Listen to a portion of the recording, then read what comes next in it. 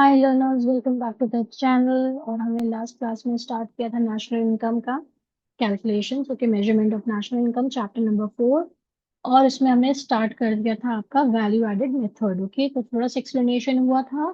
अब हम आगे का एक्सप्लेनेशन कंटिन्यू करते हैं। आई होप आपको ये कॉन्सेप्ट्स काफी समझ में आ रहे होंगे। And if you like the video, please do like, share and subscribe. Thank you so much. Okay, so let's start with this.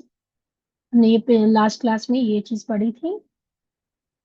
Okay, so let us now understand about this. ये हमने कर लिया था, राइट? इसको कि जीवी eight MP को हम जीडीपी एट एमपी भी कहते हैं। ओके, ना intermediate consumption and final consumption, जो आपका इंटरमीडिएट कॉन्सेप्ट था आपका, ओके, वही सेम चीज यहाँ पे आती है कि इंटरमीडिएट कंजम्पशन को और फाइनल कंजम्पशन को हम कैसे ट्रीट करेंगे वैल्यू एडेड मेथड में। कि इंटरमीडिएट कंजम्पशन को हम ये मान के चलेंगे कि उसकी वैल्यू जो है फाइनल कंजम्पशन में ऑलरेडी एडेड है। ठीक है, क्योंकि हम end of the time, end of the जो कैलकुलेशन क्या करते हैं, फाइनल को ही खाली यूज करते हैं, right? With in a year, with in a year लेते हैं और फाइनल प्रोडक्ट को लेते हैं, right? Intermediate consumption refers to the expenditure incurred by a production unit on purchasing those goods and services from other production units which are meant for resale and or for using up completely. Okay, यानी कि वो अपनी identity खत्म हो जाती है उनकी usage में। ओके, वही सेम चीज है कि हम उसको which are meant for resale, intermediate goods का जो था, तो इंटरमीडिएट कंजम्पशन में भी यही है। और जो भी सर्विसेज प्रोडक्शन यूनिट लेता है दूसरी यूनिट से, ओके, ताकि वो क्या करे, एक फर्दर प्रोडक्शन में हेल्प करती है वो सब चीजें। Okay, which are meant for resale और for using up completely, that is further production during the same year. Okay, accounting year आपका सेम रहेगा। In the given example, expenditure on flower is intermediate consumption और final good क्या बना था आपका, bread. तो हम क्या करेंगे, फ्लावर का जो है पैसा है उसको हम ये मान के चलेंगे, जो ब्रेड आपने एग्जैक्टली जो अमाउंट पे आपने बेची है मार्केट में, ठीक है ना, उसी में हम सोचेंगे। हम ये मान के चलते हैं कि इंटरमीडिएट कंजम्पशन एडेड है। Final consumption refers to the expenditure on goods and services meant for final consumption and investment. In the given example, expenditure on bread is the final consumption. वही सेम चीज आपको इन्होंने यहाँ पे बता दी है। ना नेक्स्ट इसमें क्या है, as discussed in chapter 2, मैंने आपको बताया था ना, intermediate goods includes all those inputs whose value is merged with the value of final goods. For example, flour is an intermediate good as its value is merged in the value of bread. However, any machinery purchased for making bread is not an intermediate good. क्यों? क्योंकि वो आपका क्या है, machinery है, right? As its value will not be included in the value of intermediate consumption. ठीक है ना? देन imports are not separately included. अब ये चीज आपको थोड़ा सा देखनी है, क्योंकि ये जो क्वेश्चंस जो थोड़े से आपके आते हैं, कॉम्प्लिकेशंस जहाँ पे आती हैं, वहां पे ये कॉन्सेप्ट आपका जरूरी है। तो ये मेक इट अ पॉइंट कि ये इंपॉर्टेंट है, right? If the value of intermediate consumption is given, ठीक है, then imports are not included separately as imports are already included in the value of intermediate consumption. अगर मान लिया हमें intermediate consumption की वैल्यू गिवन है और साथ में हमें imports भी दे दिया है, okay, then imports are not included separately as imports are already included है। imports को हम अलग से उसको ऐड नहीं करेंगे, हम ये मान के चलेंगे कि imports जो है उसमें एडेड है। when purchase of raw material is given, जब purchases हम बता रहे सीधे सीधे एग्जैक्टली हम लिख रहे हैं कि purchase of raw material हमने खाली की है, it generally means that includes purchases within the domestic territory। यानी कि हमने डोमेस्टिक टेरिटरी में करे, कि हम अभी तक डोमेस्टिक पे ही आ रहे हैं, डोमेस्टिक की हमें पहले वैल्यू निकालनी होगी, फिर हम नेशनल पे जाएंगे, right? And purchases from abroad, that is imports. वो क्या होती है, इम्पोर्ट्स होती है ना, परचेजेस फ्रॉम अब्रॉड होता है, right? However, if domestic purchases are specifically mentioned, then imports will also be included। ठीक है, अगर डोमेस्टिक, सिंपल आप ये समझो चीज, इसमें जो पूरा पैराग्राफ में बताया गया है कि अगर वैल्यू ऑफ इंटरमीडिएट कंजम्पशन दिया हुआ है तो हम ये मान के चलेंगे कि हमारी इंपोर्ट्स उसमें ऑलरेडी इंक्लूडेड है। इंपोर्ट्स अगर हमें अलग से दिया होगा तो हम इसको इग्नोर कर देंगे। ठीक है, value of intermediate consumption given in the question. Then अगर इसमें दिया हुआ है when purchases of raw material is given, तो हम क्या करेंगे, उसको समझेंगे हमारी डोमेस्टिक है वो। ठीक है, और डोमेस्टिक परचेज है, डोमेस्टिक टेरिटरी में हुई है वो, डोमेस्टिक परचेजेस है वो, simple purchases of raw material, that means domestic purchases है। और उसमें हमें अलग से इंपोर्ट्स ऐड करना है, तो वैल्यू जो भी डोमेस्टिक परचेजेस होगी वहां पे हम क्या करेंगे, इंपोर्ट्स को इंक्लूड कर देंगे। अब एग्जांपल्स करके हम देखेंगे तो हमें और क्लैरिटी आ जाएगी।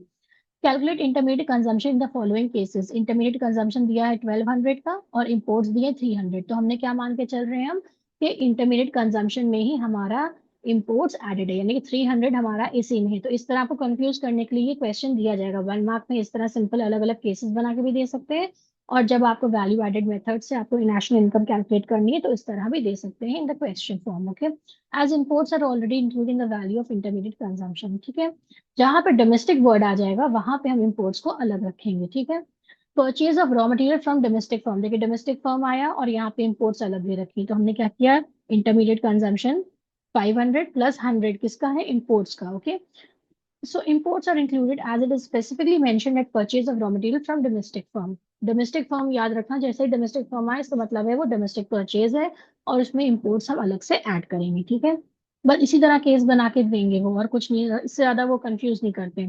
परचेज ऑफ रॉ मटेरियल दिया है और इंपोर्ट्स दिया है, right.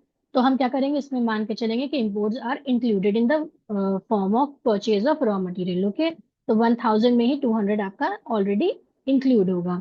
Purchase of raw material, okay, and imports, purchase of raw material and imports. तो यहाँ पे क्या, in this particular case we can not assume that imports of 1500 to be included in the purchase of 700, so we will consider both separately। अब देखो यहाँ पे सिर्फ difference क्या है, आप देख सकते हैं परचेज ऑफ रॉ मटेरियल 700 का हुआ है और इंपोर्ट्स क्या हुई 1500, यानी कि वास्ट डिफरेंस है, राइट।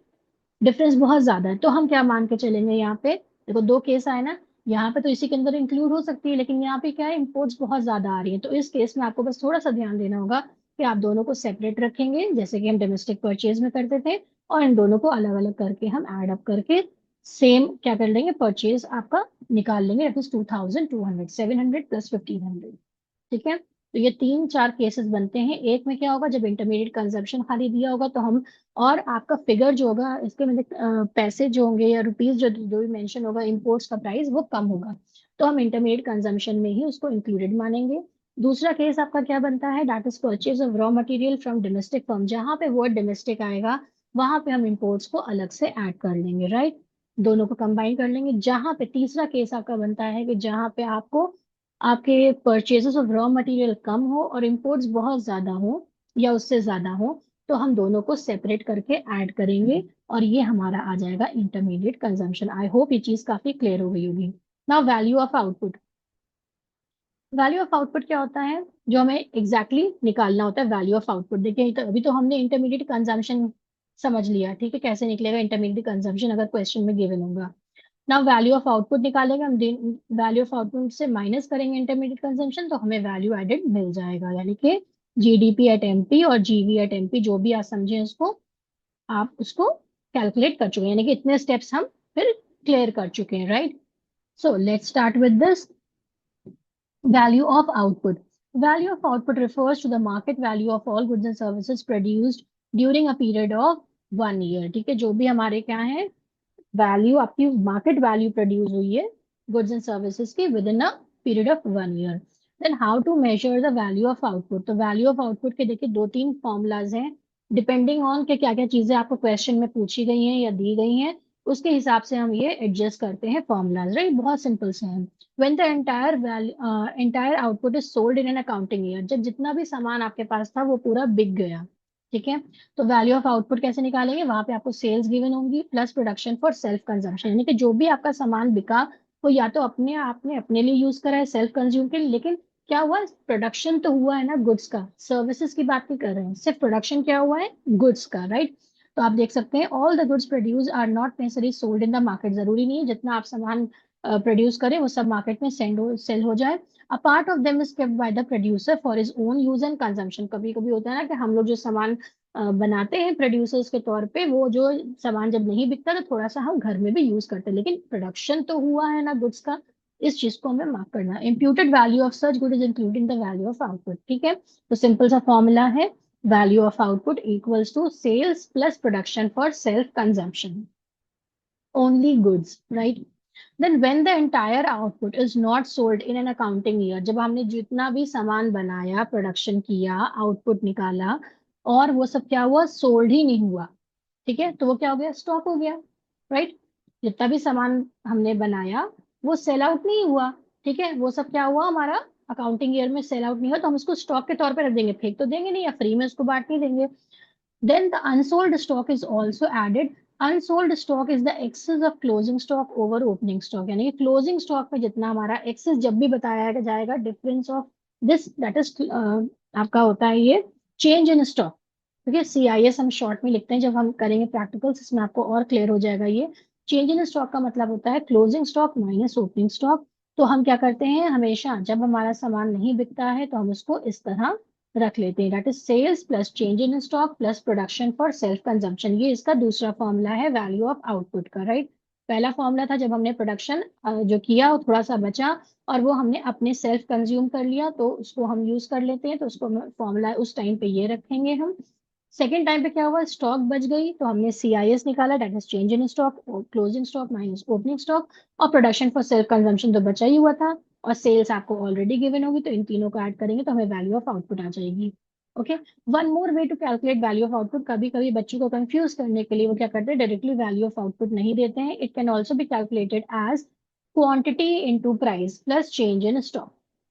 ठीक है, आपको कहीं पे क्वांटिटी दी हुई हो कि कितने इतना सामान उन्होंने बेचा एक प्रोड्यूसर ने और इतने प्राइस पे बेचा, फॉर एग्जांपल 500 यूनिट्स और 10 रुपीज ईच, तो 500 इंटू 10 कर देंगे तो आपका आ जाएगा 5000। तो आपका यहाँ वैल्यू ऑफ आउटपुट क्या हो जाएगा, 5000 plus suppose change in stock, closing stock minus opening stock. समझिए क्लोजिंग स्टॉक आपकी 50 थी, 50 थी और आपकी ओपनिंग जो है 40 थी, डिफरेंस क्या हो जाएगा, 50 माइनस 40 इक्वल्स टू 10। तो हमने 5000 प्लस आपका क्या आ जाएगा 40। ओके, 5040 आपका हो जाएगा वैल्यू ऑफ आउटपुट। अभी हम एग्जांपल इसका देख लेते हैं यहाँ पे भी। For example if a firm manufactures 1000 pair of shoes, मैंने एग्जाम्पल बोला था ना पीछे आपको 500 का, तो यहीं पे 1000 उन्होंने क्वांटिटी ले ली है और प्राइस किया उन्होंने 500 पर पेयर। ओके, तो 1000 इंटू 500, तो ये आपका आ गया 5 लाख। तो 5 lakh is what value of output. Okay, अब इसमें चेंज इन स्टॉक जो भी अगर आपको मेंशन है क्वेश्चन में, तो वो हम जो है क्या करेंगे, ऐड कर लेंगे, राइट। चेंज इन स्टॉक देखिए, ओके, अगर नहीं मेंशन है तो हम कुछ नहीं करेंगे, सिंपल आपका वैल्यू ऑफ आउटपुट 5 लाख किया गया। ओके, ना exports are not separately included, जैसे हमने परचेजेस में हमने सेल्स उसका वो किया था ना, इंपोर्ट्स का परचेजेस में, वैसे ही हम यहाँ पे क्या करेंगे, एक्सपोर्ट्स के साथ हम जो है इसका आपने यूज करेंगे आप। ठीक है, एक्सपोर्ट का भी वैसे ही होगा फॉर्मूला सेल्स के साथ।